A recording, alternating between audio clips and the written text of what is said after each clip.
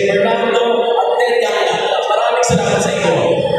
Yung pupuno ang gusto ko lang ipaliwanag sa inyo ay ang mega po nandito para sa lahat. Inandayan namin kayo dahil ang sardinas po minsan, minamaliit lang po natin. Kasi mura lang siya. Lahat naman ng Pilipino kumakain ng sardinas.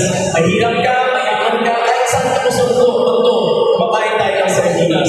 Ang di po alam ng ibang tao ay gano'ng kahirap gumawa ng sardinas. Meron tayo 1,000 fishermen ngayon nasa laot, nasa Sulusi. Alam niyo ba, hindi sila umuwi na siyang kabuan.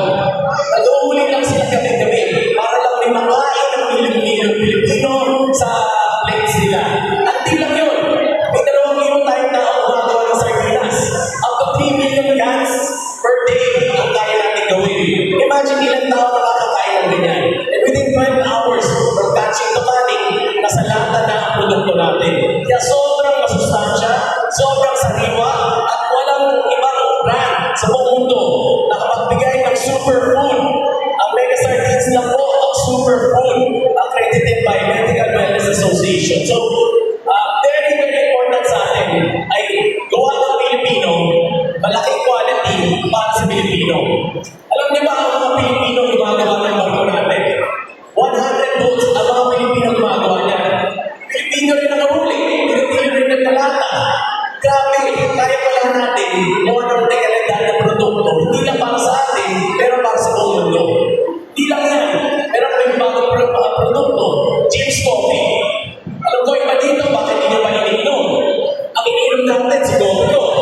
Alam niyo, si Coffee galing Indonesia. Si Nescafe galing Switzerland.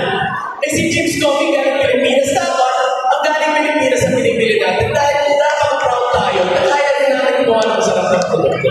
So yun ang sana. Matulungan niyo po kami dahil lahat ng produkto namin para sa inyo, sigurado kayo masarap, kalidad, at talagang dapat affordable siya.